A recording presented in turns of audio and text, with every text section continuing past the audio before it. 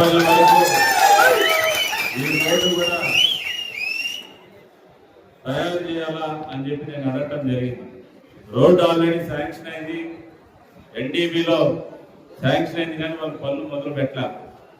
కొన్ని ప్రాంతాలకు ప్యాకేజ్ రూపంలో వచ్చింది, కొన్ని ప్రాంతాల్లో చేశారు, ఇక్కడ ఇంకా మొదలు పెట్టలేదు. మనకు అదృష్టం ఏంటంటే నన్ను ఆదరించేటటువంటి అభిమానించేటటువంటి నాయకుడు బీసీ జనార్దన్ రెడ్డి గారు R&D మంత్రి కావటం మన అదృష్టం. ఆయన దగ్గరికి వెళ్ళి అమ్మవారి గుడికి సంబంధించినటువంటి రోడ్డుని, ఈ బ్రిడ్జి నిర్మాణాన్ని ఖచ్చితంగా మనం అది చేపిస్తానని చెప్పి మీ అందరూ కూడా తెలియజేసుకుంటూ, ఇంకా మన గుడి అభివృద్ధి కూడా జరగాల. పక్కన ట్యాంక్ కూడా, సమ్మర్ స్టోరేజ్ ట్యాంక్ కూడా మనం నిర్మాణం చేపడితే దీని ఒక పర్యాటక కేంద్రంగా ప్రసిద్ధిగాంచినటువంటి అమ్మవారి దేవస్థానం ఇది.